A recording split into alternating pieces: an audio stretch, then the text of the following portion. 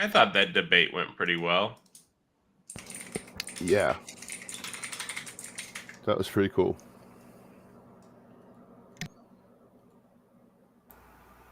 Trying to figure out what the background noise is on my end so I can Do you be a have a little more fan? engaged.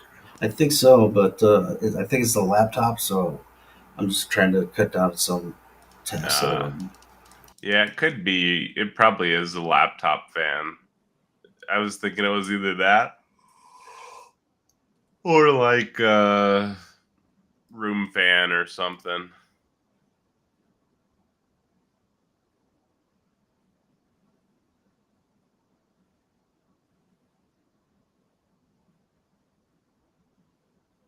It's not that big of a deal. It's just super annoying sometimes.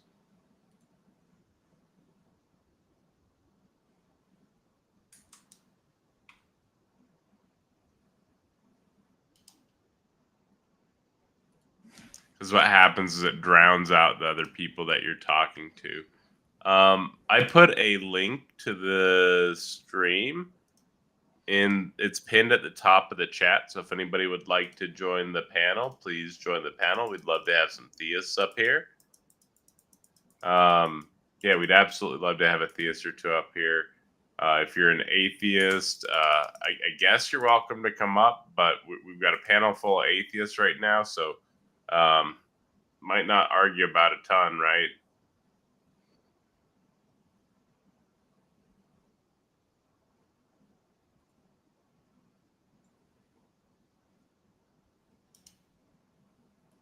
Might not have a ton to yell at each other about there, right? We had some theists on earlier. I'm not sure if they are still here. But the guys that we were talking, I think it was Jonathan and someone else, they're welcome to come back up if they want. I mean, we can continue those conversations, or they might not even be here anymore, which that's fine too. But I'd love to have. Sorry, guys, it's getting late and I've been sick all week, so I'm just yawning. But yeah, we'd love to have somebody up here to deconvert or argue with. DeFreak, do you have any fun things to discuss about your interesting positions while you're the centerpiece of the conversation? Sure. Well, I think what we just saw, and nothing personal against Brenda or anything. I see her getting mistreated a lot out here, unfortunately. But that was classic spirit of rebellion. And when it comes to authority, I like to revert to the boomers. They were the original like hippie rebels, and everything. And so they never really actually submitted to the authority that they were expected to, a lot of them, right?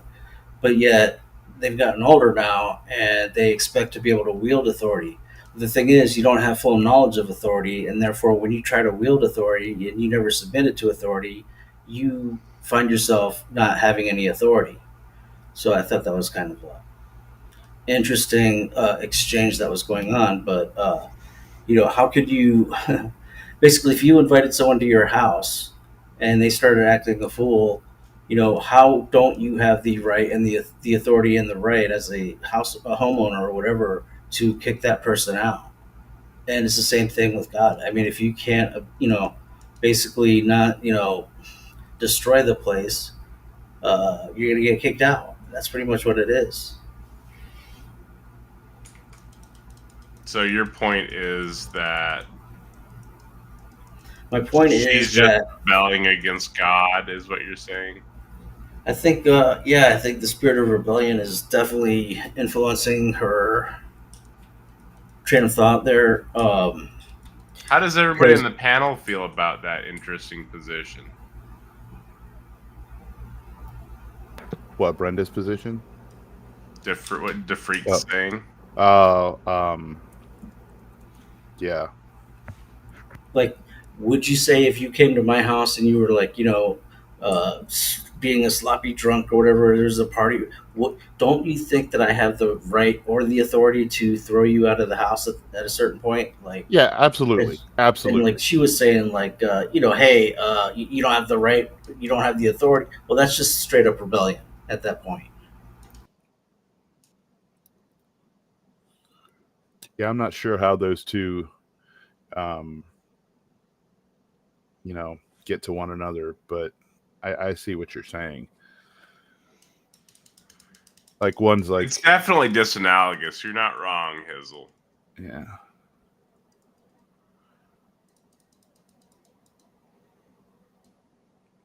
You are explicitly given the right to evict somebody from your home. But also, if you need to use force, as long as you're not afraid of, deadly repercussion, you should call the police. Yeah, I'm of the position though that throwing yourself on someone like Brenda was doing there, even though I'm not a secular humanist, is immoral. When they're asking you to stop, you have the right to opt out of conversations unless you're talking to like a police officer or something like that, you know? Yeah, I think she was definitely angry from something, be it the past interactions with Jack or whatever. But she definitely had in my opinion, she had a bone to pick with him.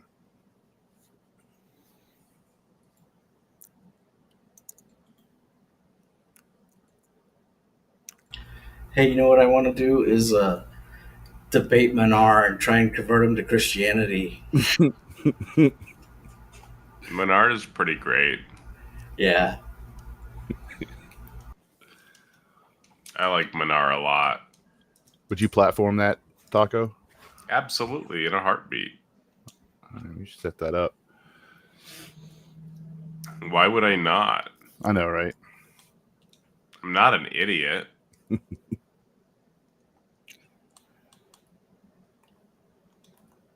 Something like that would be spectacular. Definitely spectacular. Definitely I'll spectacular. get on Baldur's Gate here in a second. I'll be the village idiot for tonight if people need an idiot. For what? I don't know. Everybody needs an idiot. So, I'll be the lol cow though. So what are we doing in Baldur's Gate tonight? What's the game Well- plan?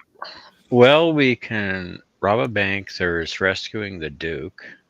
Let's rob the bank. Yeah, that one's a lot of fun. you get to kill people?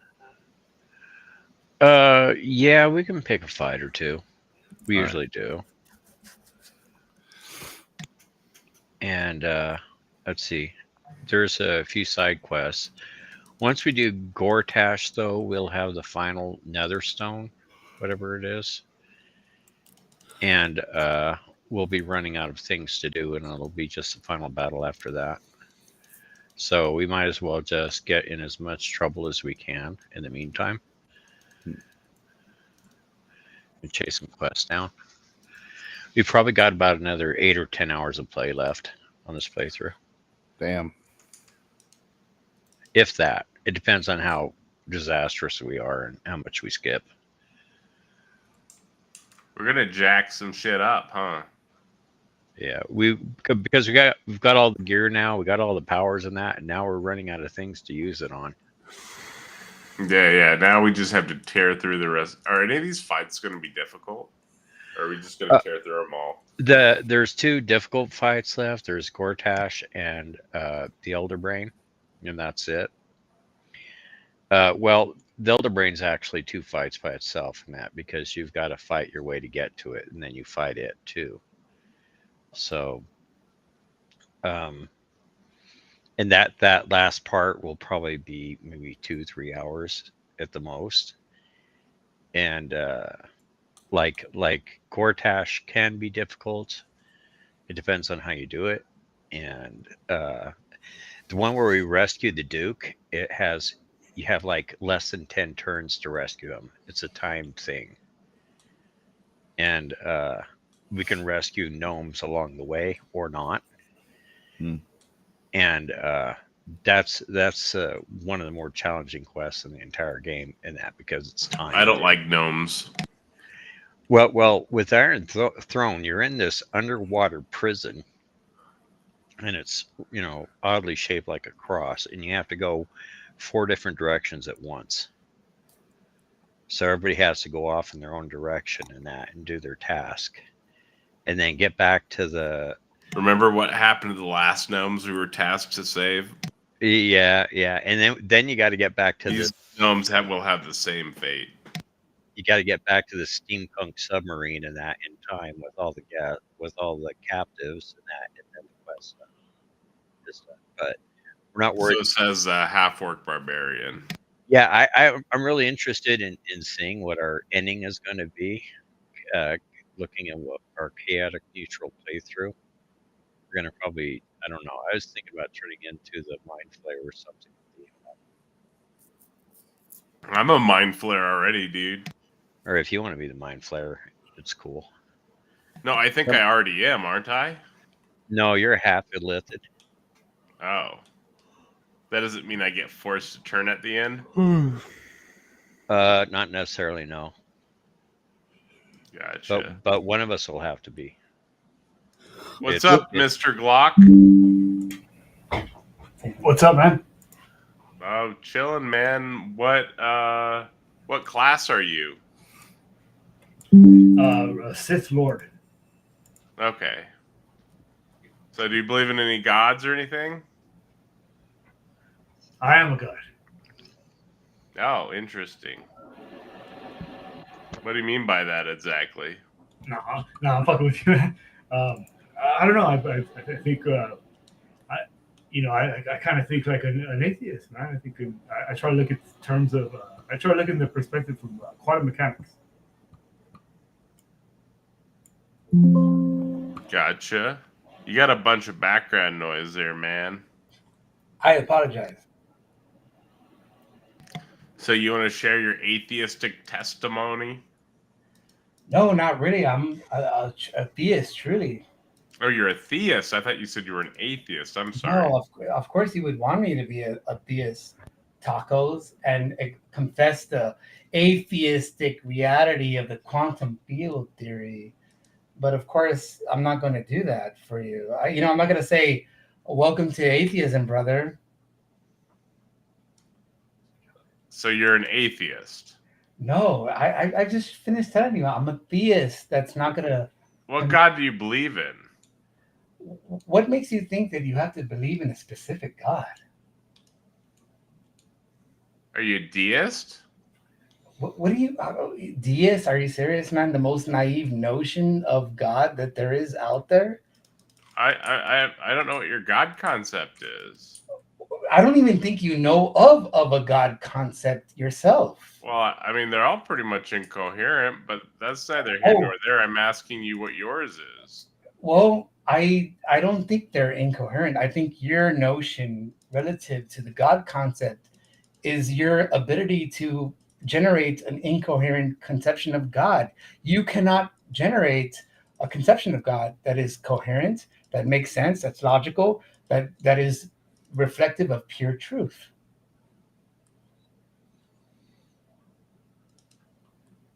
Isn't that right? So are you going to provide your God concept that you believe in, or tell Are us you about going your to position? provide your misconception of the God concept that you adhere to? So are you going to go over your position, or what's? Yes, I can go over my position, of course, if that's what you would like. Is that? Yeah, that's what I've been asking. Okay, excuse me, all the hell. I'll go over it. Well, it's not a matter of which. I adhere to, of course, the Prissa Theologia. Are you familiar? The what of Theologia? The Prissa Theologia. It's Prisca. Are you familiar with that, Howdy? No. Oh, Howdy. I have Howdy on here. Man, Howdy, you're one of my favorites on here. It's like a good or bad. No, it's a good thing, actually. I really like your input. I like that you make an effort. See, you wouldn't call yourself a Phil bro, would you? You actually make an effort beyond dabbling with philosophy You know how they use a Philbro as a, a kind of term that is disdains people that try to dabble with philosophy, so they call them Philbros. You go a little bit beyond that. You're not a Philbro. You actually are interested in philosophy. You go into the point of, trying to address it in a more coherent fashion. I went to Lower City Wall. Yeah, I read lots of philosophy stuff. It's a hobby. I don't know if that makes me a Phil bro, but yeah, I like philosophy. No. What I mean is that Philbro is someone who is a dilettante, someone who dabbles. I'm trying to give you a little bit more credit and say that you're not a mere dabbler. You try to check it beyond that. Is that okay? Yeah, sure. Okay, well then, yeah, that's all. Thank you. I was just trying to compliment you, brother. I accept it. But on the other hand, I would accuse tacos of being a Philbro. I'm not a Phil bro. You are a Philbro, man. Straight up, you are a Philbro. Not a Phil bro. You cannot address the more in-depth concepts involving theology. You are by definition a Philbro. I'm And definitely not a Phil bro. no, I was listening to you last night. I forgot the name of the interlocutor you were messing with, but he tried to point out to you that you're dealing with. I think you were talking about the notion of the divine mind, and he was trying to tell you like, well, wait a minute, you're kind of anthropomorphizing mind here. Mind is not I essential. don't think anybody said that. No, I could have sworn I was here last night. It was Ralph. No, Ralph. No, I forgot the name of the guy. But yeah, you were attributing it to some kind of sentient mind, a la anthropomorphizing. Something akin to, human choice, and like it sounded too akin to humanoid reticence of like you were just anthropomorphizing the whole thing. I can't put it any more simply than that. I think you're confused. Oh, Oceanus am I? couldn't lead the way. Well, then explain. Do Okay, you I'm know? trying to remember where the bank is. Yeah, we can go so about do you that. claim a necessary being? Okay, of course I would claim a necessary being, but I Do you know what don't. necessary being means? I do. Do you? What's your definition of necessary being? Necessary being, okay, look at the terms explicitly. Necessary means uh, in all cases, in all times, in all places, it cannot be otherwise. It's necessary. How do you define it? Because I feel like you don't understand the term. Yeah, a necessary being is a state of existence that would have to exist in all possible worlds. And cannot be otherwise. That's what all possible worlds means. Yes, okay. As long as you accept that faction, then we're good. Now, for you, is possible what's conceivable, or do you use some other explanation for what's If it's possible? necessary, then there cannot be any exceptions, whether possible or Well, no. That's not what I'm asking about. So we both agree that there's a necessary being. I have my candidate. You have your candidate. But I'm asking you about conceivability. So for you, is conceivability what's is everything that's conceivable logically possible, or do you operate from some type of subset No, of I've heard that? you pull this, and I think you're trying to smuggle in, logically possible. When we talk about necessity, we're talking about a permanent state of affairs that cannot be otherwise. And So if someone's in combat. no, I mean that you can't say that these conditions can be mistaken. Like it can't be otherwise. Like you're trying, like when you posit a world without God, that contradicts necessity of being, because necessity of being, like you said, confirms a world, where the divine is possible in all all worlds, by no exception. And see, you're what's described as a fill, bro. No, you're not even listening and answer. You're not even answering the question. You can't even engage with it. Okay, well, go ahead. I think you're not understanding what. Then ask again the question that I asked you, and then answer it.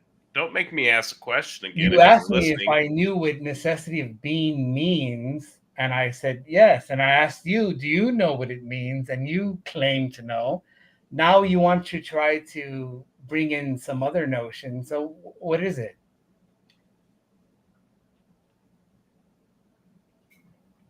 Isn't that right? Are we at a loss for words, my friend?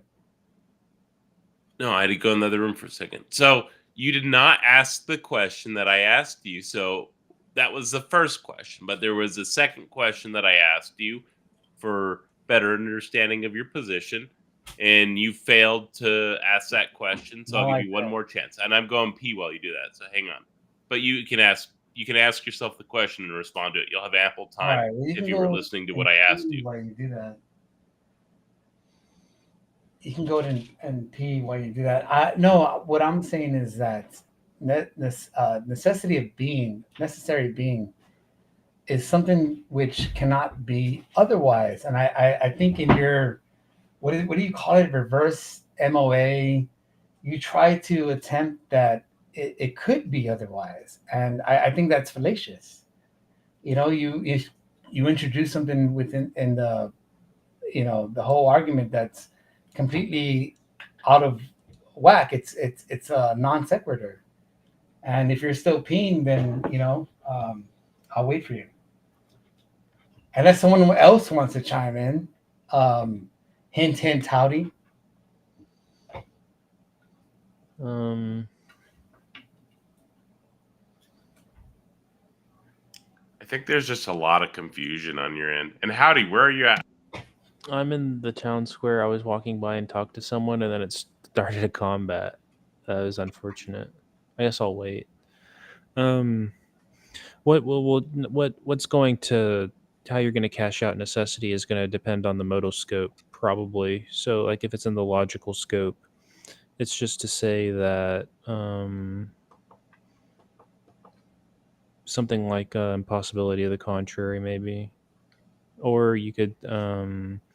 If it's about facts, if it's about entities, it might say, you could, like, if a fact obtains necessarily, or if a being exists necessarily. I mean, it just depends on what's being said and the scope. Well, how do you think that necessary would entail a meaning that couldn't exist otherwise? Well, one way to think about it is necessity in modal logic is materially equivalent to not possibly not be. Not possibly not be. I don't know. I feel like that's kind of like a sidestep.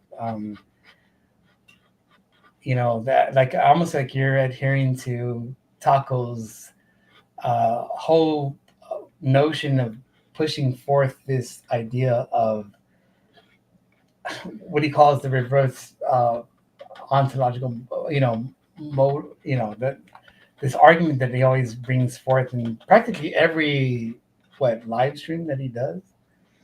Yeah, I think the RMOA is pretty cool.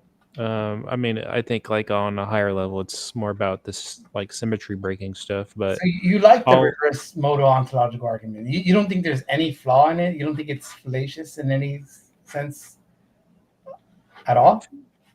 Well, it's like valid if that's what you're asking. Yeah, that's what I'm asking. That's absolutely valid. It's absolutely valid. Right. Whose go is it? Rules. I'm waiting. I'm in combat now. You can go. Okay. Well, I found the bank. Howdy. May I ask you this? Oceanus, we're in the park fighting. If you, I mean, depending on how you answer this, I guess it would be the end of the argument. But okay, if you feel that the reverse modal ontological argument is valid, on my way. Howdy. Right. So that means when you hear Tacos talk about necessity of being, that means you recognize there's some kind of exception to the necessity of being, despite the fact that this very term within the theology that it's used in means that there is no exception. That Yeah, I don't know what you're trying to say, but I think you might be confused on what I mean by validity. What I mean by validity is that the rules of inference used in an argument are permissible indexed to some logical schema. Okay, So no, I can accept that. What I'm trying to say is that when it comes to um, what necessary being, like Tacos likes to bring up very casually, so without fully understanding and grasping the implications of such a notion. Oh my Um, fuck! You need to shut the fuck up with that when you're this confused. You're even more confused than I am.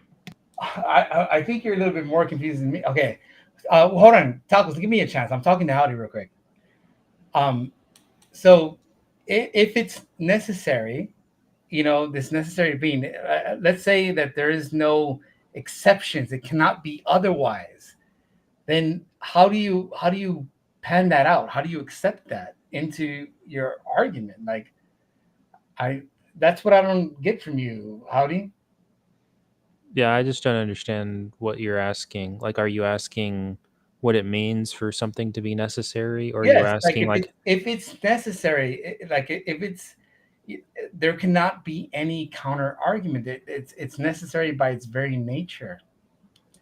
Then where are you coming up with the modal ontological Oh, howdy! argument? Step in the blue. Step in the oh blue. son of a bitch? I didn't. I thought that looked like fire to me. I was like, oh, get at it. I gotta run away. The video game is more important Sorry about that. than trying to grasp Well, theology. first of all, what did he say? You said, Necessary being by necessity means that it cannot be All right. otherwise. Oceana one thing that you wanted to say that I wanted to correct is you said it exists by its own nature. That's not true. Like How so? How do you uh, manage that? well, Okay, there everybody are head south. Everybody head south from here. there are like it could be the case that a necessary fact is brute and has no explanation, or it could be a necessary fact that is explained by another necessary fact rather than yeah, it would have to be another necessary fact rather than its own nature. So there's more options on the table than its explicability being like I'll say like not every necessary fact is I'll say, like that would be ridiculous. Well, I mean, it kind of sounds like you're making a whole bunch of exceptions by means of, you know, a circumlocutory. Like, Do you reject what I just told you? Is that what you're saying? Like you're just yes, reject. essentially, Okay, yeah. so all necessary facts are all say. Yeah, because it sounds like you're just coming up with Yeah, you need hearsay, to go read books, I think, because that's which like insane. no, I would disagree. I think you are. I mean, see, I was trying to give you credit. And you also reject brute facts. Like it could be No, brutally I don't necessary. reject brute facts. I just don't. Then it's not by its own nature. It's just a No, brute I think you're fact. conflating them with, necessary being. They're What not do you the think a same thing. brute fact is? A brute fact is something that's just accepted by its own nature. Uh, Yeah, Head south you're further. lost. Yeah, you're completely lost. I'm sorry, dude. If it's brute, it has no explanation. So if you're giving an explanation, it's by definition not brute. okay, well, that's you essentially said the same thing. If it's accepted by its own nature, it's not explained. Then it, No, it is. It's explained by its nature. okay, well, then you're not saying much different than what I'm telling you. I'm just trying to provide you the definitions of the words so that we're not speaking past each other. So are you retracting that you think that all necessary facts are all say, or do we need to go over this again?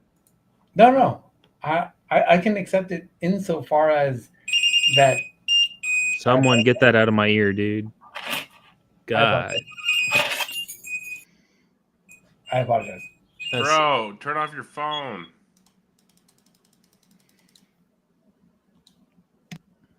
There's like 40 people listening. Stop. Yeah, I beeping. apologize. Bro, I So gotta the- mute you. You let me know in the back chat when you don't have any more beeping, and I'll unmute you. I So snuck the- into the back office up top. The vaults with all the loot are downstairs. Does this have? I got a key. I got a private stash key. You got to talk to the bank teller and then get access to the main vault. All right, And I'm then trying to go get any down there. private stash keys I can get now. Okay. Is that You better pick now, Glock? Oh, he's got a gun. What's his name? Is that better now, Glock?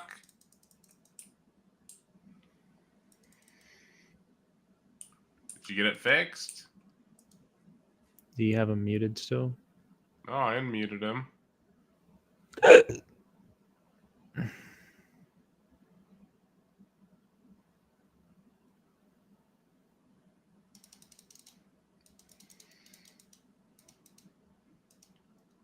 All right, I apologize. No, you're good. All right, we need to talk to these people now. Is what you said? Yeah. All right. I can convince them to let me in. Oh, they're busy. What?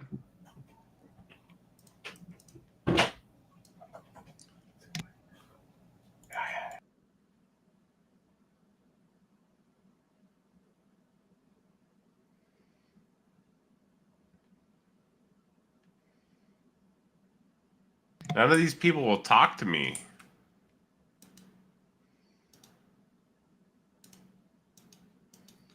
But Oh, we can go to the vault now. Actually, I appreciate your time, Howdy, man. no problem. You know, I would still say there's, certain things that you can examine that are reduced to certain assumptions about materialism and so forth. But maybe Well, I'm we not can- a materialist. If anything, I lean towards property dualism. property dualism. What do you think about non-dualism? Like just monism in general. Like you're talking like monistic as in Yeah, like yeah. idealism and physicalism and third step substance monism. I don't know. Well, I mean, like non-dualism, perhaps panpsychism. Yeah, the one by Plotinus. None of that rings a bell.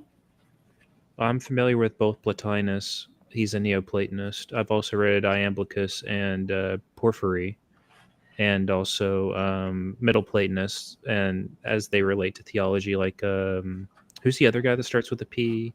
Philo of Alexandria and others. And I'm What about aware of Xenophanes? who? Xenophanes? I know Zeno. Probably I might I'll write it in have, the but I chat. forgot the name. I'm gonna write it in the chat. Xenophanes. I have not went read down every. below. I'll say I have not read every Neoplatonist, just like the main big names that come up, because I'm pretty broad, you know. Are you familiar with Henosis? Yes.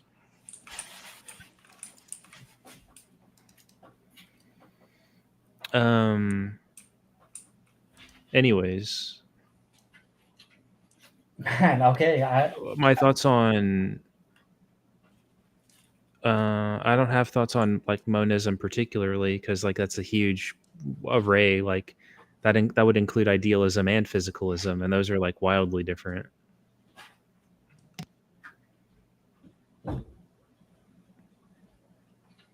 Monism just means that there's one fundamental substance, and that could be a mental substance or a physical substance. Well, it's trying to say that consciousness is primary. That would be, if you're saying like the like mental is fundamental, that would be idealism. I mean, you can phrase it in that sense, but it's one way of saying. Is there a way for us to get all these open without using a ton of lockpicks? Have a thief and have the keys. All right, How do we I get will the see, man. keys? It's very typical of tacos not to even give a shit about these topics. No, you're And just pay super attention- confused, Relax. dude. Pay attention to only the video games. But you You know, are so confused, dude. oh, am I? And you're the one playing video games. I'm not that confused though.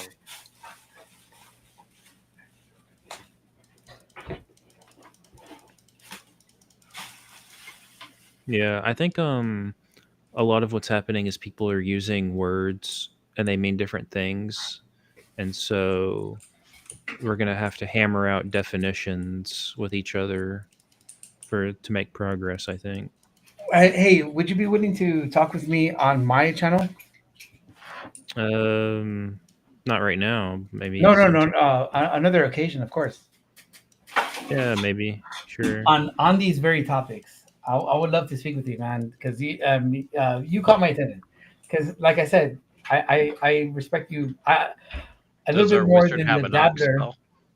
You know, I think tacos is the dabbler here. Howdy, I think you go a little bit further than that. So we'll do it if you don't mind. Yeah, okay. I appreciate it, brother. I'll thank you, tacos, for the. If you're just gonna insult me, try to pull people onto your platform and then leave. No, you're gonna I'm be trying to banned from this invite you to. platform, so just a heads up. No, tacos. I'm trying to invite you to a greater understanding, man. Not. So are you leaving now? Is that the idea? Well, unless you want me to stay, give me a chance. I'm gonna migrate to a different room, and I can be back if you want me to. I mean, I'd like to see you have some humility and not be a totally confused asshole. All right. Well, then I love you, brother, and I'm not trying to be dismissive, but the way you could give me some credit in that you're kind of dismissive towards theists, and that you say they have to borrow from their worldview to produce trees, and it's the naturalistic atheistic revolution and so on Yeah, and so that's just a true fact. all right. Well, then in that same You have to vein, borrow from our worldview to have trees. all right. Well, then in that same vein, I'm trying to convince you otherwise. All right. And yeah, if you want me to be back, I'll be glad to. Yeah, sure. We don't have any other theists up, I don't All think. right. Or give me a chance. I'm gonna transmigrate rooms, and I'll get back to you. So how do we do this?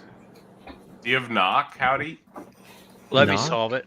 Everybody stay No. off these pads. Let me solve it. If I you got have the knock, code. we could open up all the doors in the other All right. rooms.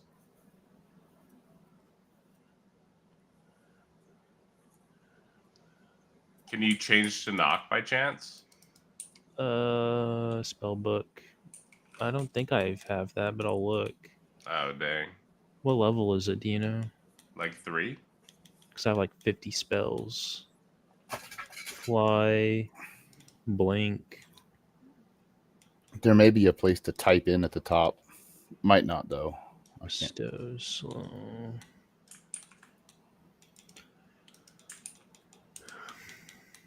Yeah, I don't think I have a knock. Yeah, there's a search box. There's like a. I'm on a You might not have controller. it learned.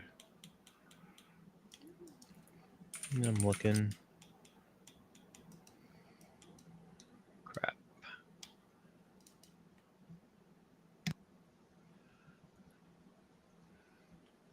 I find it really annoying when people... Oh, sorry. That was my fault. I forgot my minions also make them step on it. I find it really annoying when people think that like attack an argument, and then you're like asking for clarification and they break. I find that so freaking annoying, dude. It's open now. I like how I get a little pat on the head. He's like, you're a little bit more than a dabbler, and he doesn't even like know what validity or brute or like any of these terms mean.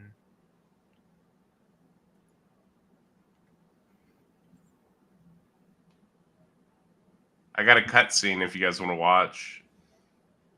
Yeah, we in it.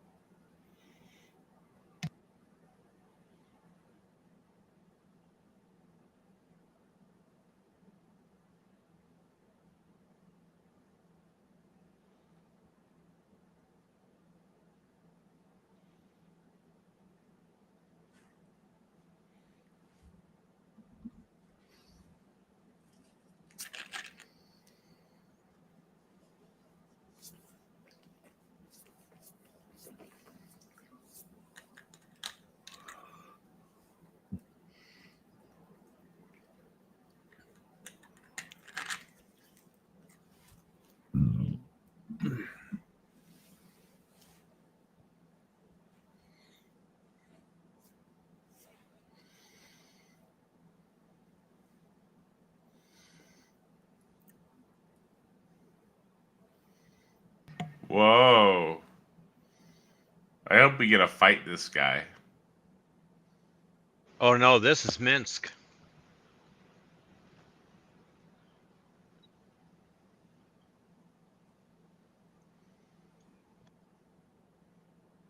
Why is he aura farming us, bro?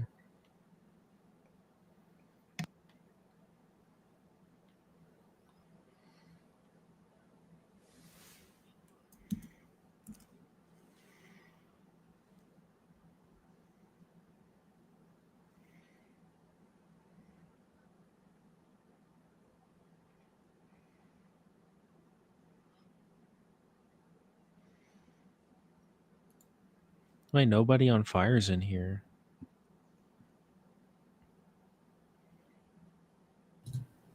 Saw, dude.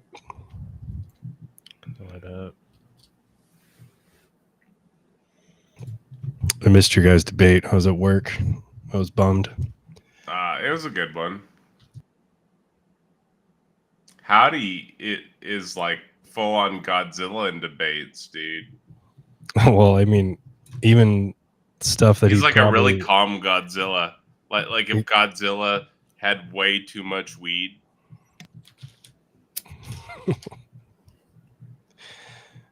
I mean, I'd say there's probably even a lot that me and Howdy would agree on, and he'd still find something that I'm doing that's nonsensical.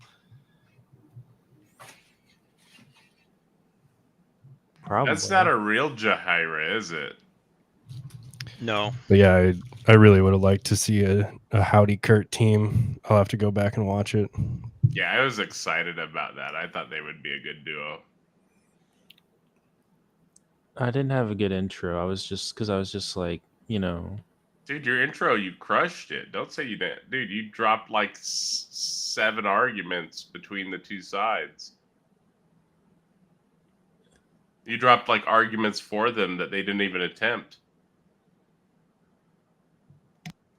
Yeah, I just didn't prepare. Like, I should have put a bit more effort into preparing an opening statement. But I think my cross exam was pretty good. I got them to say things that I thought at least would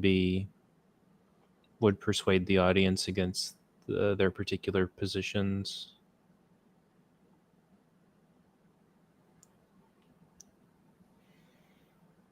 Yeah, they I like Jack a lot. I like him a lot. He's a good he's dude. chill.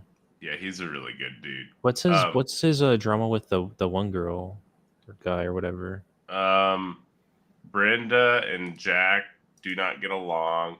And then last time Brenda was on this channel, Brenda got paid to remove by Cody.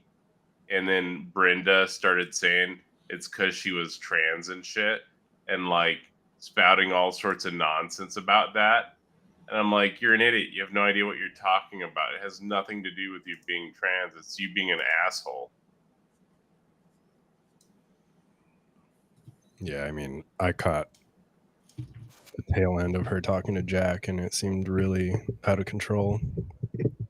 Yeah, and then even Cody came back in and was like, she does this every time, right?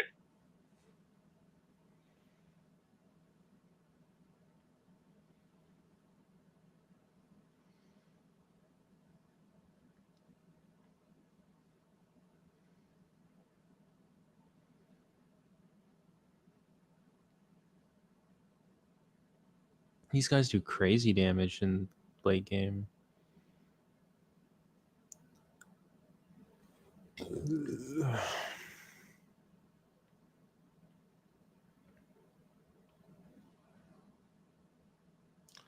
But and then after that, after she got paid a kick, she said, "I'm never coming back again," and that just made me like fuck you to her. That's how I feel now.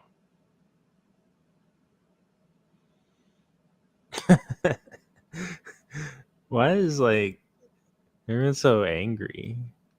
I don't have the. And then in the live chat during the debate, Jack shared the link And when she saw it was on my platform, she was like, "No, thank you." I still pulled her up after asking to come chat. She's Yeah, just a you're- total asshole. I like how you're sort of like really patient and like let everyone have, you platform a bunch of people and everyone's mad that you platform everyone else. You know what I mean? Like you're everyone's always mad at the like you're not even like the arbiter though. You're just sort of running the stream. I don't know why anyone get mad at you. That doesn't make any sense. Yeah, he's I like try to give everybody a chance to talk, man. Free speech. a very fair host. And then Everywhere else I go, I see like heavily favoring one side or the other, and like, or moderation jumps in for the side of one of the sides that's debating or something, and or moderation's asking. Nobody knows how to fucking moderate a conversation, dude. Well, and then she Moderator isn't there to jump in and give opinions in a debate. Moderator is there to make sure that they are not death threatening each other in the middle of the stream. And then when I was driving home, she just like randomly threw out, well, Jack has mashed potatoes for brains. And I was like, oh, dude. Yeah, that was really doing? mean. I like Jack a lot. I really I've like been Jack. friends with Jack for a while, and like I disagree with his position, obviously, but he has some decent social positions on different people groups and stuff, and he doesn't seem to be all evil, right? No, I think he's. I mean, I don't know him as well as you do, but from my conversation, he's like super crazy chill. Like he was just sitting back, hanging out, and then he was just really about like peace, love, forgiveness, sacrifice. I'm like, well, I mean, if that's your religion, I want you to stay that religion. Like that's the best you have at it, you know. Hey, Peter, what's up, dude? Hey, how are you? Doing well. Yeah, Jack's fun too. I don't know. We need more people that are just like chill like that, right? Although when you said God, I think it was Kurt said God doesn't exist or something. He did get kind of angry. I don't know if you saw that.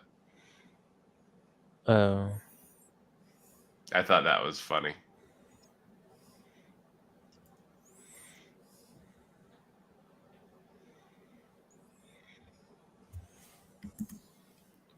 What position does the new guy have? The Peter guy. That's the he's Jewish. The Jewish. Oh, dude? is he the smart guy? Oh, nice. Yeah, the guy you like a lot. Yeah, I like Peter. How you been, Peter? I was smart. I let other people do that for me. Yeah. I You're like aura paying farming. Did you I was curious since our last conversation, did you get around to reading Philo of Alexandria and how he conceived of the logos from Heraclitus and how he sort of synthesized that with Judaism?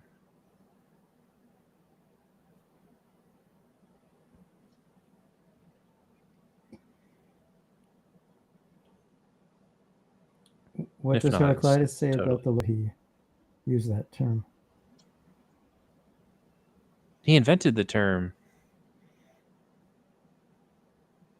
Well, we'll forget about Heraclitus. Did you read Philo? Really?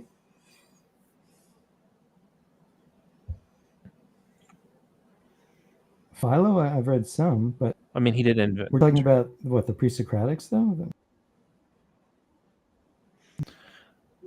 No. Philo was around like Jesus time.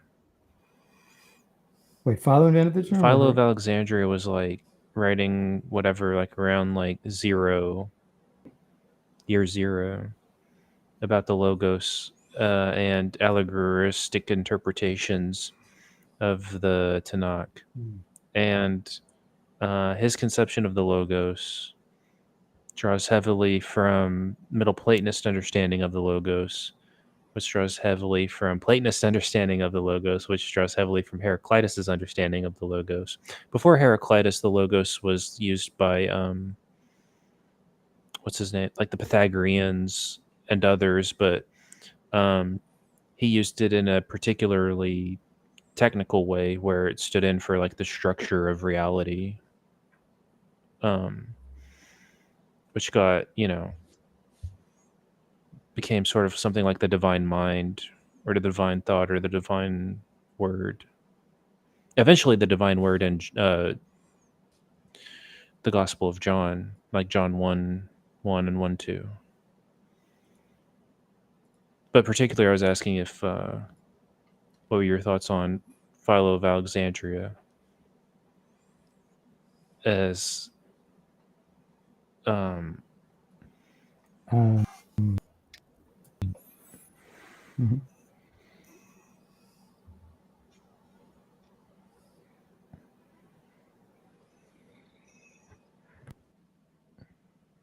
Hello, non-duality. I think Peter DC'd.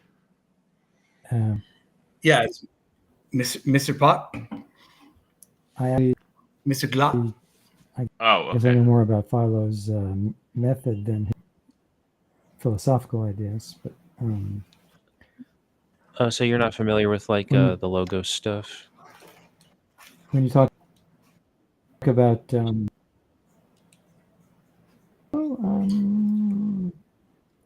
if you could give me an example, like in which of his works does he discuss this syntax? Oh, well, Or you're asking me because like well, no, I'm not asking. I was just asking like what your opinions would be on it. But if you don't have any opinions on it, obviously, like you don't have to. But May I ask what's your opinion actually, on I don't know if any. the logo? I would love to know your notion of the logos, Howdy. My opinion? uh, I yeah, mean, we can start with yours and then mine if you want. Sure. Start with mine and yours. All right. No, well, I guess all three of ours. We'll be the Trinity. Someone go. Yeah, the Holy Trinity. All right. The one thing that atheists cannot grasp, the Holy Trinity, right? Well, I don't think anyone grasps it except Oh, for you like. think so? You really believe that no one grasps the Trinity? Exhaustively, like let's assume that the Trinity is real, then exhaustively absolutely not. I think there's like a handful of people right now there. I remember what's his name, Bo Bon or whoever, was it Bo Bonson who gave a paper on the Eastern Orthodox understanding with the tokens. I think for like the Catholic version, I guess Summa Theologia was pretty good. But not very many people have read that entire work, I'd imagine. Wow. Okay. Well, since you're familiar with the Eastern Orthodox, are you familiar with Theoria? Theoria? Yeah. May I type it in the private chat if that's okay with you? No, we're gonna ban you if you type. Oh man. Why? Well, no. Because we're gonna go down this trail. But I wanted to, because Peter's here. So let's start with Peter. Like, what is your take on the logos? If you have one, I guess.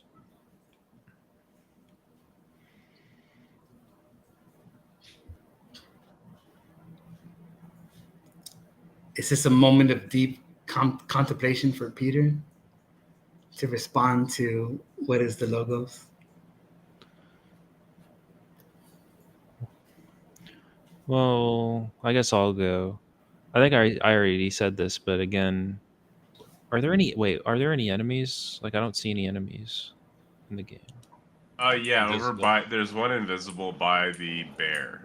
Yep. By the bear. On the left, on the west. No, on the north side. And there's also one on me. Unless you guys just got him. Yeah, I killed him. Oh, cool. So I don't see any enemies. I'll just move to the bear, I guess. There's two invisible ones. So obviously John 1, I think, borrows heavily from Philo.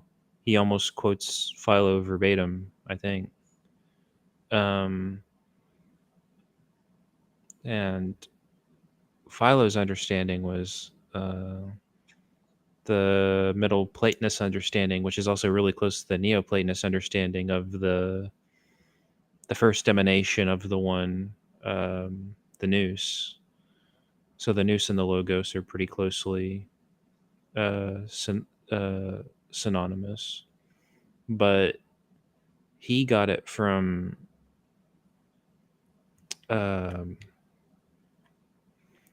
I mean, I think it really starts with like Heraclitus when he's talking about the structure of reality and the how everything is sort of woven and tied together from like opposite ends. How like the synthesis of contradictions. Like he would say something like, you know, you never walk into the same river. I think his most famous quote is like, you never walk into the same river twice because it's a new river, but it's also the same river, and sort of,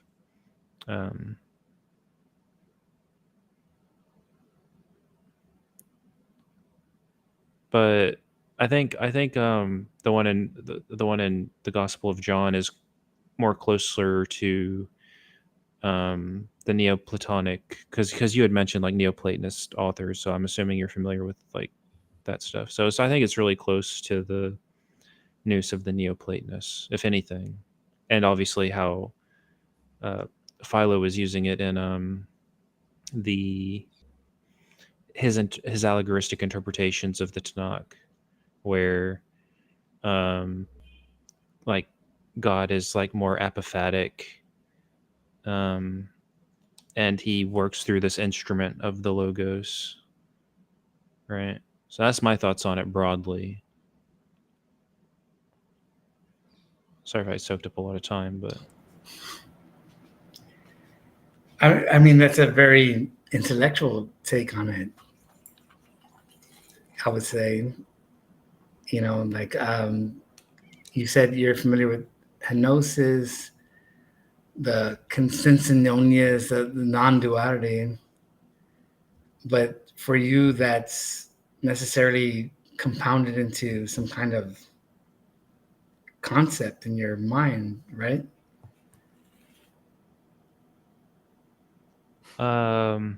Well, I take it that the nous in Neoplatonism is essentially the divine mind. And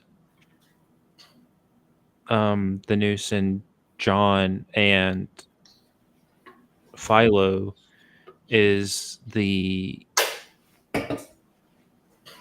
sort of like an emanation, actually, but maybe like also like the instrument through which God interacts with creation.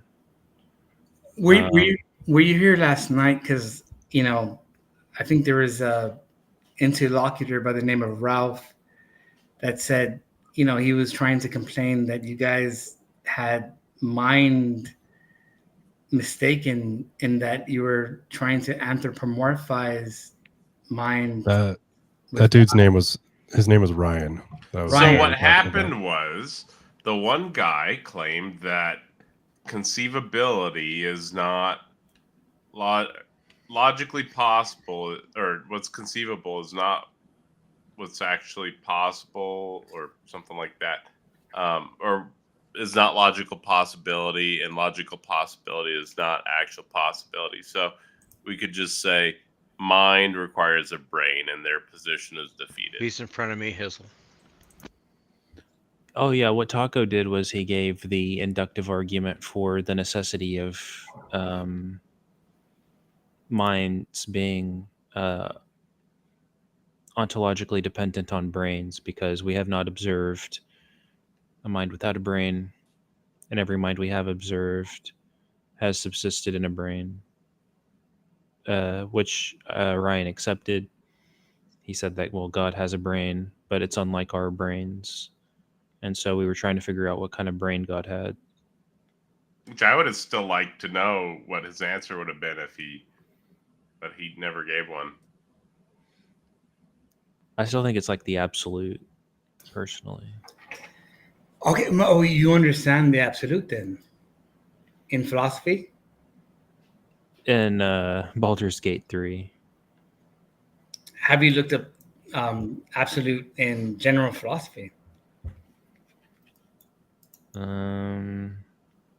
I think absolute has a semantic range. I don't think it has any like technical definition, and not that I'm aware of, but maybe. All right, so his name is Ryan. He said, that he wouldn't equate mind in the way that you guys were trying to categorize it, in a kind of anthropomorphic sense, that because it still ties to a kind of finite brain bound experience that we call mind. He was trying to say that a better description would be something like unbounded consciousness, something that's not associated with agency, sentient agency, which is anthropomorphic. And I think Taco's charge. No, he definitely said that brain. God has a brain. Actually, they both said that. I get that, but the thing is, the very term, to even associate with the brain, and I would argue against that brain. Do you agree that 100% of minds that we've observed require a brain or some type of structure? No, I would say that. Okay, so just to confirm, you do not agree that 100% of minds that we've observed require a brain or some type of structure? No, just for I wouldn't. Okay, so what is that one non-brain mind that you've encountered or somebody has encountered that we can have the same knowledge you have? No, I mean, okay, like if you really tackled this argument to its core, you would find that, according to materialists, the assumption is that, consciousness is some kind of emergent property. None of this has. You said that 100%, that not 100% of minds that we've observed require brains or some type of physical substrate. Correct. So provide one of those. What are you asking me to provide? Provide one of those minds that doesn't require a brain or physical substrate. No, one of the ones that we've observed. That's not what I'm saying. Then you're saying that 100% of minds that have been observed require brains. No, I'm saying that. So then provide one of the ones that doesn't have a brain. Can you listen for a moment, Tacos? It's very simple. No, it's not, actually. You're confused. Do you guys see the position of this girl right here? No, I'm not confused at all. You're very confused. Do we need to take? Yeah, it's fantastic. You want to know why your stream never gets anywhere? Let's not do the meta. Dude. Okay, I won't go down. To provide one mind that doesn't have a brain. What I'm trying to tell you is that that's the wrong question to ask. That, the assumption there is that consciousness is generated by the material means. So, like brain, consciousness is an emergent property of the brain. That's the basis assumption of materialism. And Well, I think he's asking for you to give your because there's either all minds we've seen have been correlated to a physical brain, or there's an example outside of that. And no, he's asking you for the verification that Where do we exists. get the keys? Nobody not- acquired. I totally understand where he's going with that. They're But quest drops. what I'm trying to tell you is that, there is an alternative that he's not seen. In other words, in the spiritualist view, it's not necessarily that there is consciousness that is generated amidst the brain. It's that You're the just function- lost. This has nothing to do. So my claim, which was my sole premise of the argument, was that 100% of brains or minds that we've observed require brains. And you're saying, no, that's not the case. So provide one brain or one mind that doesn't have a brain. That's it. That's all I'm asking for. Yes, I know that's what you're asking, but I'm saying that there's an alternative that you're missing. It's articulated as such. No, it's a true dichotomy. Consciousness either requires a brain, or minds either require a brain, or they don't require a brain. Okay. Which is it? Well, what I'm trying to tell you is that that's a false dichotomy. It's not a false dichotomy. What's the third option? Well, if you would allow me to explain, maybe I could say it, but you keep on cutting me off. May I say it, please? Okay. Okay. Well, the third option is the mind is more akin to a radio transceiver, a radio signal. And so consciousness, the brain is more like a transceiver of consciousness. So yes, it's necessary. So in that example, would it require a brain or not require a brain? It still requires a brain. So that falls into the true dichotomy. Yes, but it's not falling in the same way. Oh, well, that's not true. That's because it's not brain. Well, wait brain a or second. not brain, right? So see, the difference that you're ignoring, that you're missing, is that you want to, as a materialist, say that it's generated from the I got brain. a lot of vault keys. Do I use these in the other room? Yeah, some of them you do. Tacos, if I may. If it's okay with you. Yeah, you said that conscious or minds require a brain. But not in the same fashion of the materialist that says that it's generated or, it's emergent from the brain. That's the materialist assumption. Do you see? So the difference is... No. This doesn't matter. How doesn't it matter? It's totally irrelevant. How similar are the radio waves to actual radio waves? How similar are the radio? Can you clarify that? I mean, can you rephrase that? Like none of this analogy. matters. So the question was, or the statement was, 100% of minds that we've observed require a brain. And you said, that's not true. And so I asked you, well, what's the alternative? Do you have an example of a mind that we've observed without a brain? And you said yes. And then you've been going off on these weird tangents. So we'll just go back to the main question at hand. Are 100% of minds that we've observed, or do 100% of minds that we've observed have conscious or have a brain as a requirement? What I'm trying to tell you is that, yes, in both models, brain so is 100% of minds that we've observed have a brain, right? I mean, you keep on cutting me off, man. I'm trying to say It's a that, yes or no question. It's not that hard. No, I think you have a misconception. Have we observed a single mind without a brain? Yes or no? That's the wrong question to ask. No, it's not. It's the question I'm asking you, and it's a yes or no question. It only has two possible answers. No, okay, but in your model, you're assuming that through materialism, that consciousness is generated by the brain. I would argue that correlation is not necessarily causation. Do 100% of minds that we've observed have a brain? I see. I would say yes, but not in the fashion Okay, that you're. so yes. planning. Not in the fashion. Does that this guy have keys? Is this, or do we have to talk to this guy, or what do we have to do here? I'm just following you guys. Yeah, I can't think remember. I think I'm gonna have to call it. Can you guys, because you're just cleaning up stuff here. As long as you don't do the two major battles, can you push me over to Helios or you or?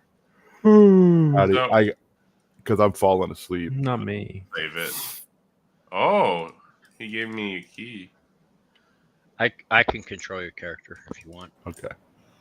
I would say, if I may, could I continue this with Howdy, because I don't think I'm getting anywhere. Yeah, with you. I mean, if you really are that Well, because you want to. incompetent. No, you want to insist your narrative. The only reason you want to do that is because somehow you think that I'm slower than you, and you don't think that I understand what you're saying. Just No, not at all, man. Not at all. when you're totally fucking lost. But you see how you have to resort to that. All right, I'm saving it, and I guess I'll just back out. We can come back here tomorrow. We got a little bit of loot there, though. We got a cloak of dominate person, so that's cool. But yeah, you said that 100% of minds that we've observed require a brain, right? Yes, but I added the caveat. So there's no caveat to that. So you agree with premise one that 100% of minds that we've observed require a brain. You're forcing. And so therefore, it's likely that all minds require a brain. Are you going to force that narrative? This is the argument that you were complaining about. No, you're not letting me explain. You know, like you're just going off on your own tangent. No, this is literally the argument that we were discussing yesterday, that with the guy that you forgot the name of and that we corrected you on, Ryan. This was the argument that you said that we were forcing anthropomorphism or whatever. Yeah. This is that guy. This is that conversation. Okay. And yeah, I agree. I mean, I still maintain the same position. And you just accepted the argument. No, I would say that you insisted upon that. It's a narrative. You accepted the sole premise in the argument. No, my friend, you insisted on that narrative, and that conclusion does not logically follow because it's not a deductive argument, but that's a strong, cogent argument. That is this how you run your colloquially follows, though. That conclusion colloquially seems to be the case. Do you not let your interlocutor have a chance to speak and explain, or do you run all your streams on insistence of your own narrative? You're just so fucking stupid, and I can't get through to you. I don't know how to get through to you. Start explaining. Is there any better way to explain? Does anybody here know how to explain this to him any easier so that, like, okay, this guy can get this? Look, I think you could just like provide the example of a mind without a brain. All right. Can I? Okay, if I may explain that you have two models, all right? You have, on one hand, you have the one that Tacos is talking about, the materialist model where consciousness is generated by the brain. What I'm trying to introduce is a more spiritualist model where consciousness is more, the brain is more a transceiver of consciousness. And, you know, no matter how they're affected, you still have the same results. And so, but nevertheless, you still have these two models that can't be reconciled and can't, you know, and so Well, because this is a paradigm level debate and your worldview is incoherent from the base level, because necessarily if God exists, God necessarily exists, possibly God doesn't exist, God doesn't exist. This argument favors atheism. It does work in weaker logics than the standard modal ontological argument. We're going to know your God doesn't exist. And because your God doesn't exist, the rest of your claims are going to be built off of that false foundation, and your worldview will be incoherent. And we know that whatever you say is going to be nonsense, right? So you have to reject it. That's I would tell you, Tacos, that if you maintain that position, all you're doing is enforcing a narrative where you can't let anyone else speak, and therefore you're arguing into an echo chamber, a vacuum. No, we're saving unrighteous theists like yourself. Yeah, I mean, I know that's the narrative. I'm the unrighteous theist, the naturalistic narrative of the atheistic, a modal ontologic reversal system that, hello, brother, welcome to, dude, you're not even letting anyone have a word. And you're not even allowing yourself to have an opportunity to understand the argument from a different perspective. So, I mean, if you want to... You just feel attacked because you couldn't provide an example of a brain without a mind. I'm completely unfazed. I gave you ample time to do that. No. I was asking you questions, allowing you to talk, dealing with your questions. You sit here, you attack my show, you shit talk me, not in the least, all sorts of shit. And then after you do that, and I let all that shit slide, and I'm fucking destroying your position, you just go back to attacking me, dude. Fuck you. You're a fucking horrible person. Not in the least. Fuck off. Either address the questions directly or go the fuck away. You're like the worst person I've talked to in days. Address it directly. You're worse than fucking Jonathan. I'm perfectly calm.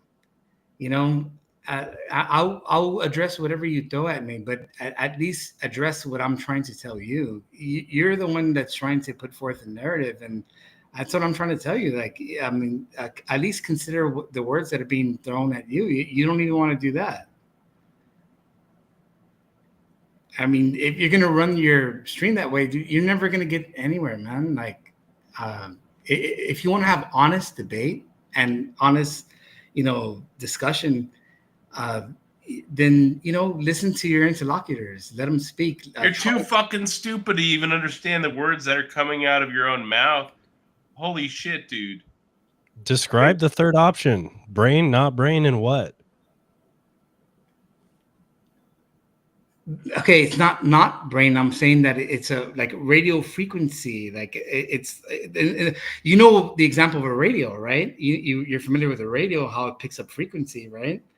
Well, in that very same way, the brain acts as a kind of transceiver. It picks up a radio frequency, which is so-called consciousness. That's the spiritualist point of view. That's what I'm trying to explain to Tacos, but he doesn't allow me to express that. If you want to address it, I'm willing to elaborate and, unfold that notion and unpack it. But no. On this channel, we're not addressing any of that with you. I provided the reverse mode. You claim a necessary being. I provided the reverse modal ontological argument with symmetry breakers. You can respond to the reverse modal ontological argument and the symmetry breakers. You can get the fuck out of here. All right, and I have. You try to produce that as like it's the end all be all, but it's not, man. I mean, it's a fallacious argument, the reverse modal ontological argument, because when you what I'm trying to tell you, when you introduce God as necessary being, it cannot be otherwise, and you would have to describe how. That's your own confusion. Address the actual argument. It's a valid argument, which means that if the premises are true, it's can you define necessary for me? I already defined necessary being for you, so you already know what I'm talking about, and you define necessary being as well. Get back to the argument. I presented the argument. All right. Well, necessary means required. It cannot be otherwise. We're already past the definition of necessary. We already discussed the definition of necessary being, and both agreed to a definition of necessary being. Now, address the argument. Premise one, necessarily, if God exists, God necessarily exists. Yes. Premise two, possibly God does not exist. Conclusion, therefore God doesn't exist. Yes, and what I'm trying to tell you is that in possibly God does not exist, you're denying the necessity of the original premise in the requirement of God being possible in all possible worlds. That's why it says if in premise 1, because you have a candidate. Necessary being isn't defined as God. Necessary being is a very specific metaphysical grounding term in metaphysics. Yeah. Okay. Well, then you're lending with that. It's with that specificity. It is not defined as a God. It's defined as a state of existence that would have to exist in all possible worlds, right? No, I get it. And so, God, there are candidates for that. And you're saying that your God, if it exists, is a candidate necessary being, which means that necessarily, if God exists, God necessarily exists. That's the premise 1. Premise 2 is possibly God doesn't exist, and then conclusion, God doesn't exist. Yes. Now deal with you already accepted premise 1, so stop fighting over premise 1. Or I guess you're not. You accepted premise 1, but you're saying that God is this, which doesn't matter. That's just you asserting the claim, begging the question. So premise 2 is possibly God doesn't exist. So what's the contradiction in a not God world? I'll explain it. You're putting too much emphasis on the if. Like, in other words, if you accept the necessity, then it can not be otherwise that God doesn't exist. However, you're saying that if you God... You can't just define a God into existence, ding dong. But that's exactly what you're doing. You can't just define God as necessary being and then it exists necessarily. But that's in your opening statement. It's in your own opening statement. Like, the opening statement is if it exists. Yes, and you're putting a lot of work into that. It's a conditional. It's saying that it is necessary that if this thing exists, that it exists in all possible worlds. Yes, I understand. And then premise 2 is possibly God doesn't exist, which is just a restatement of God doesn't exist in all possible worlds. I get the argument completely. What I'm trying to tell you is that the conditional statement that you're putting in the beginning, see, you're not accepting it yourself. If you accept the necessity, then you cannot accept the contradiction.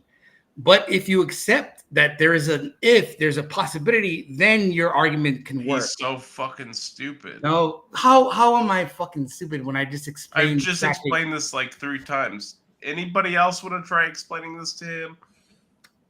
Yeah, I'm okay.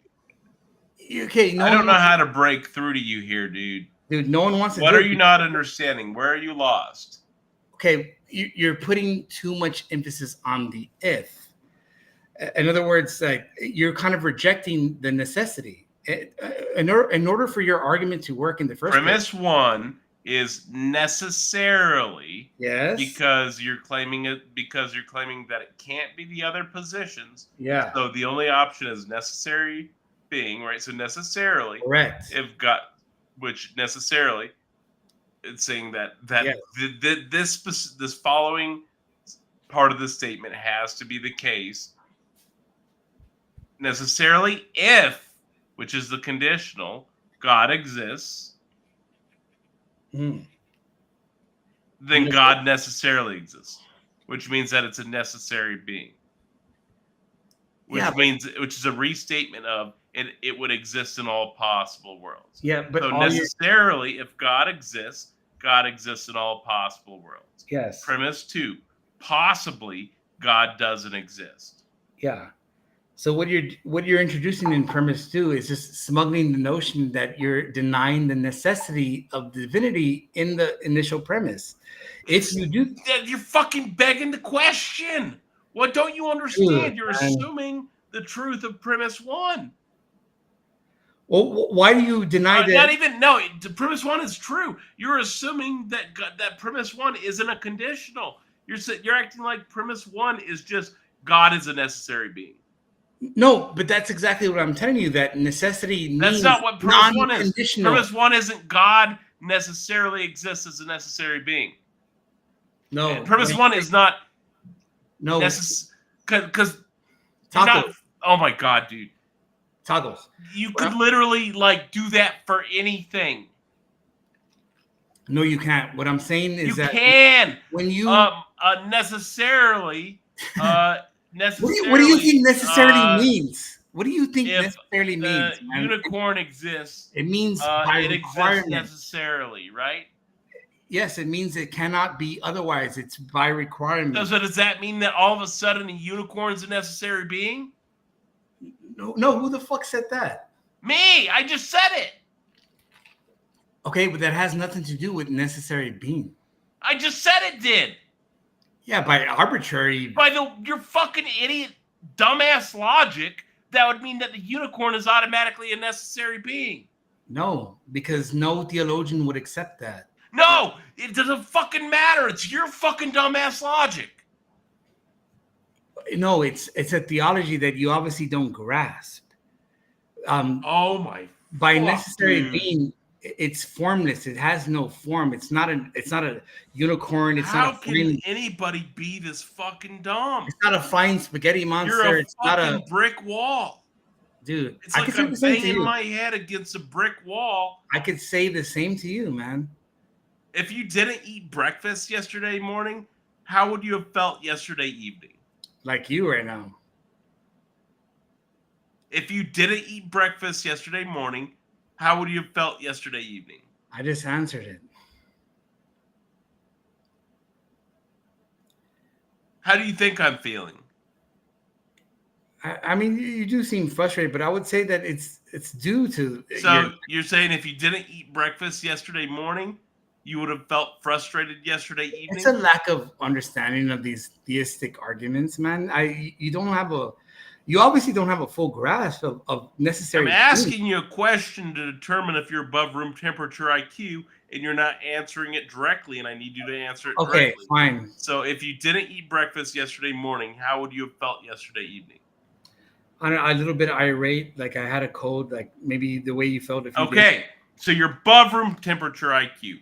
So stop being a fucking idiot and open your fucking closed ass mind for a second. So necessarily, if God exists necessarily. Is this saying that God is absolutely the necessary being that exists?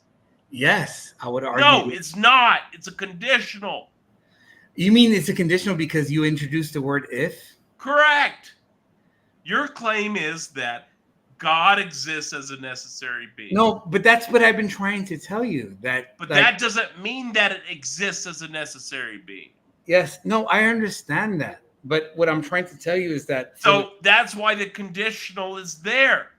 Because it's not begging the question. Okay, and I'm trying to tell you that the only reason your argument can even try to vaguely work in the first place is because you have that conditional there. And because if you really accepted a necessary being as it's understood, you would realize there's no contradiction, there's no opposite, there's no exception.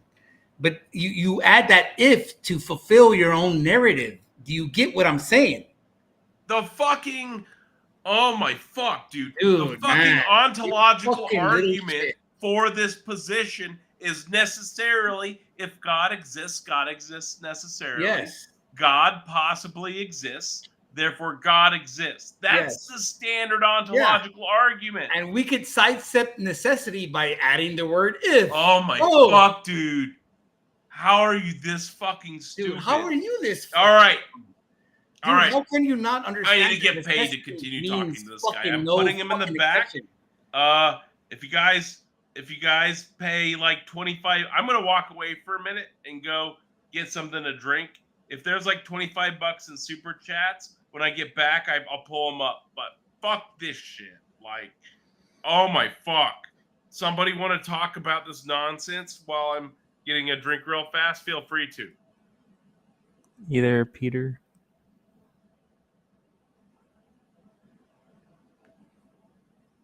I would like to talk to Peter. Peter's cool.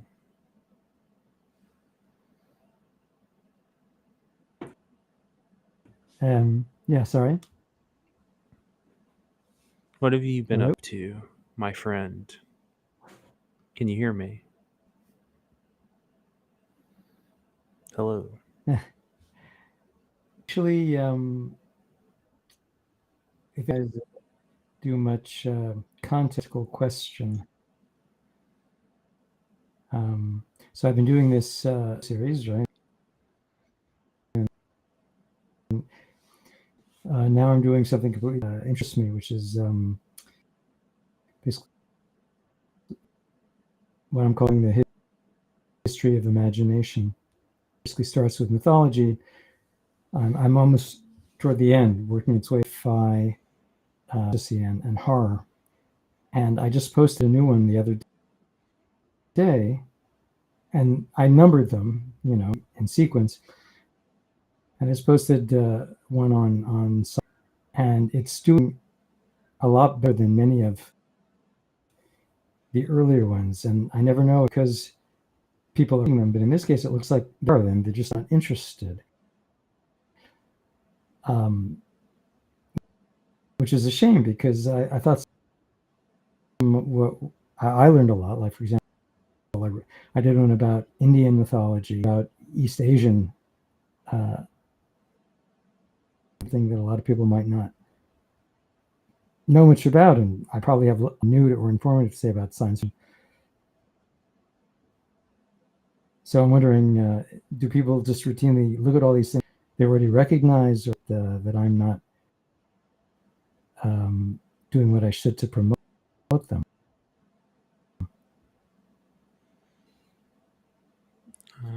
I don't know how the algorithms work. I was thinking about something like this because I personally don't read too much into like Eastern philosophy, right? Like, I mean, I've read a little bit of, I can't even remember their names.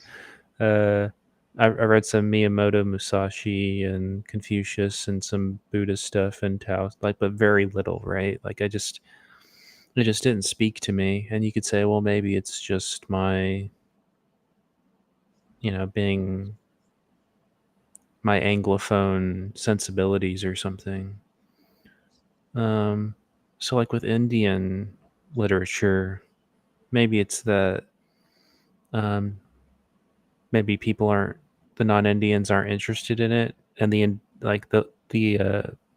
people who are already know about it, and so they don't need to read it again or something. Maybe it's one of those. There's not a lot of external interest or something, but that's just like wild speculation on my part.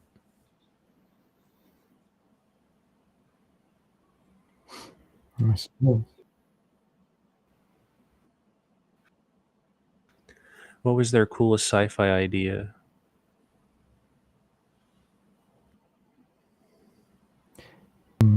It's a lot of fun because now when I see a movie or whatever, I can recognize a lot of the stuff that I've been talking.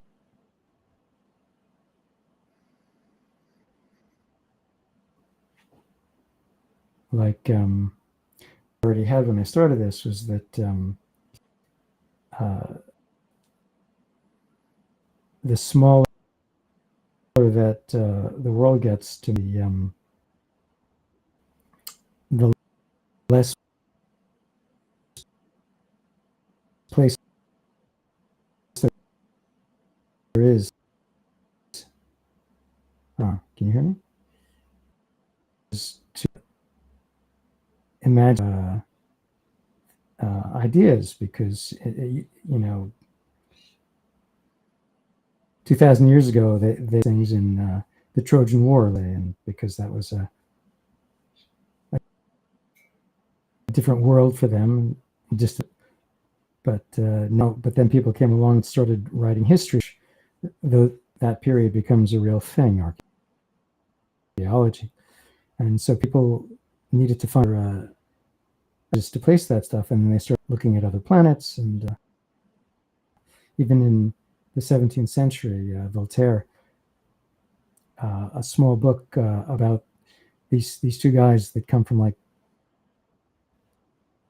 Jupiter and Saturn, I think. I mean, it's purely, there's nothing scientific about it, but by then there was this idea that you had to turn elsewhere because you sort of ran out of the new world had been discovered, and so that was kind of already becoming too grounded. Yeah. That definitely mystery sort of evaporates with familiarity, and so people have to find mystery elsewhere, you know, when something's figured out. But what you said was something that's interesting to me is that, well, you know, with the interconnected world, we're sort of running out of ideas, it feels like.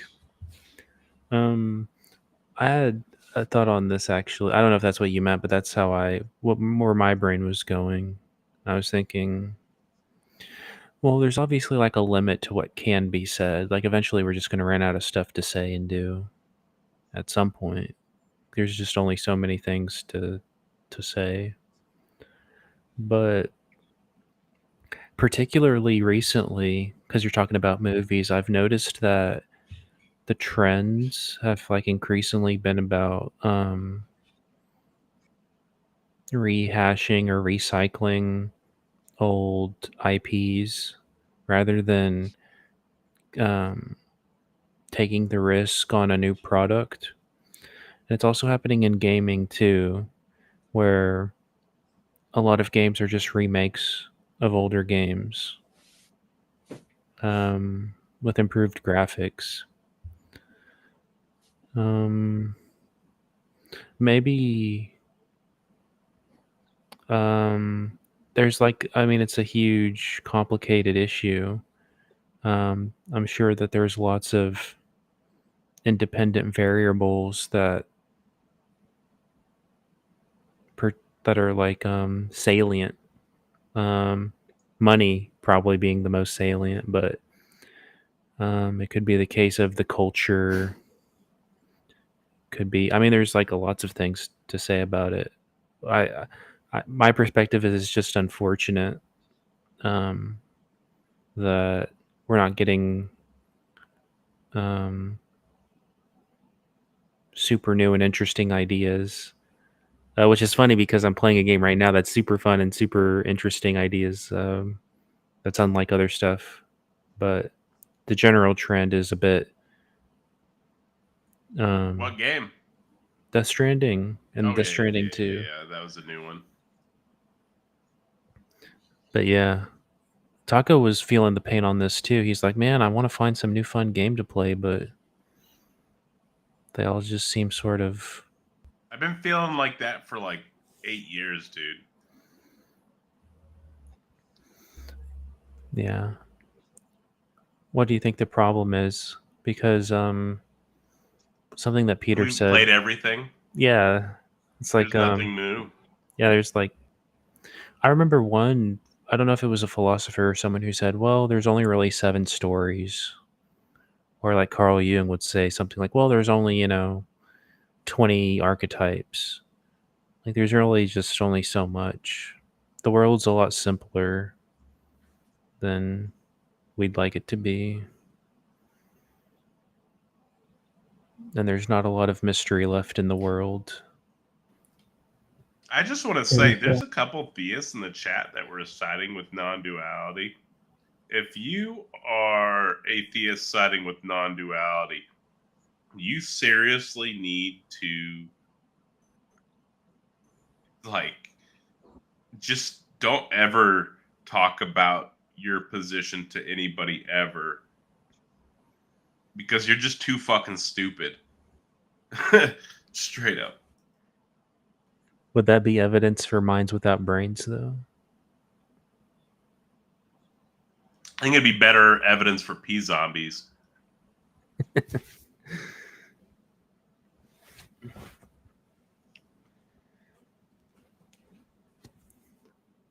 What are your thoughts, Peter? Do you think that there are new ideas? I mean, presumably we haven't came up with every story that we could tell. So you had mentioned there's like a lack of mystery to pull from. Like the well is dry. We're scraping the bottom of the barrel in the mystery basket. But do you think that there are other independent reasons for the um, stagnation of content?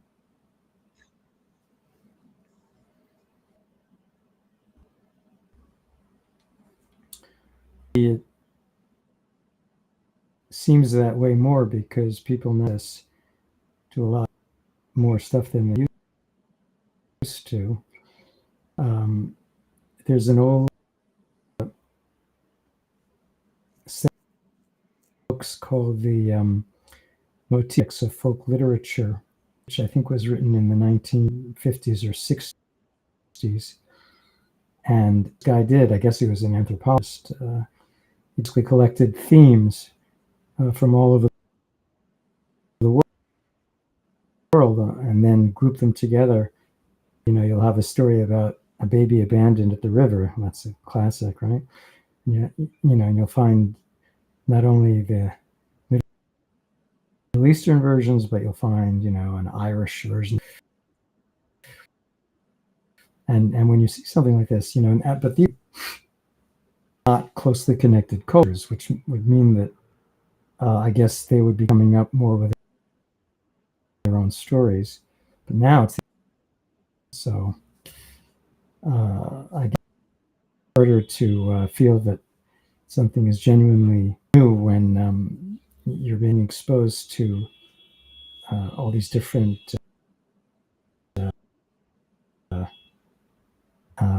versions of it. Do you think that maybe I don't know. there's monetary incentive to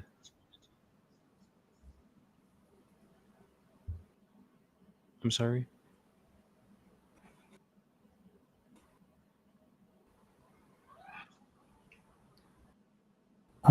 Well, no, it,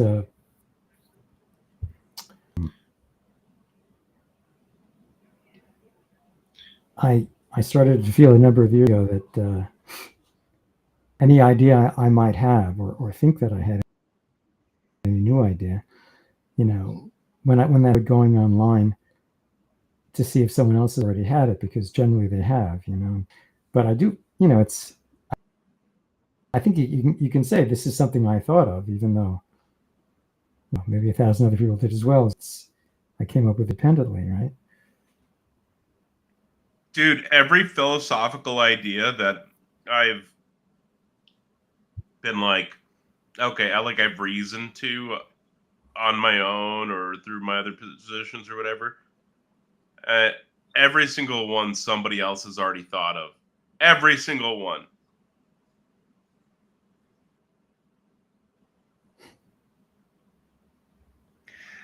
there would be I don't think this is the case, but there's actually a game called Metal Gear Solid 4. This is going to be a bit of a long story. I'll try to keep it brief. Dude, I'm all ears. I love Metal Gear. So Metal Gear Solid 4 was created by Konami with a game director called Hideo Kojima. So Hideo Kojima, he is eclectic, let's say. Like he's sort of out there. Like we'll call him avant-garde, right? A bit goofy, a bit silly, a bit crazy. But he had a popular franchise. He struck gold with a concept called Metal Gear, Metal Gear Solid, especially. Extremely popular. And he was on the winds of those sales. Went into Metal Gear Solid 2, which a lot of people didn't like because he was doing like a subversive sort of you know how sometimes there'll be a movie and then like the second movie they sort of subvert all your expectations, and sometimes it works and sometimes it doesn't. Well, I mean, I personally really enjoyed the game, but from the majority audiences, they really didn't like what he had done. But I mean, it was still popular and people played it. Um, so when he came around to Metal Gear Solid 3, he essentially gave them what they wanted. It was like their wet dream. It was what's it called when you uh, give the audience what they want? I forget the term for it. But anyways, Fan service, I guess. yeah, or like yeah, like what they wanted, like common entertainment sort of thing. And that thing was like explosive, and I think that was the most popular and the most successful, and most people consider his best work in the series. And he was done. He thought he had all he wanted to say about it, and it was sort of it wasn't really repetitive because you know how, but it was getting repetitive for him with that third installment because it was essentially just rehashing the first one. um and so he's done. Right, I've said all I've wanted to say about the story. It's the same story again. I don't want to say it again. I want to do something different. Unfortunately, it was so popular that he had pressure from Konami to do Metal Gear Solid 4. He had pressure from the fans to do a Metal Gear Solid 4 because everyone loved the series. And he even got death threats from fans because he like sort of refused to do Metal Gear Solid 4 for like artistic reasons. He's like, I want to do something else. Eventually he got pressured so much from the fans and his employer that, okay, we're doing Metal Gear Solid 4. So his idea is, the theme on this one is not knowing when to let a good thing go, like when you do the same thing for too long. So in this one, the main character, he actually has like a virus that makes him rapidly age, and so he's like a super soldier, but you're playing him as he's like 80 years old essentially. Um, and the plot between, well, the overarching plot, because I mean there's like a lot of stuff going on, but the overarching plot in the whole series, according to Metal Gear Solid 4, is this problem between this guy called Big Boss and this guy called Zero. Um, so they had ideological differences and separated, but Zero needed Big Boss, so he cloned him, which Big Boss didn't appreciate, and so they had sort of a cold war from that. But Zero needed um, a messiah figure, essentially, like for this like ideological structure. And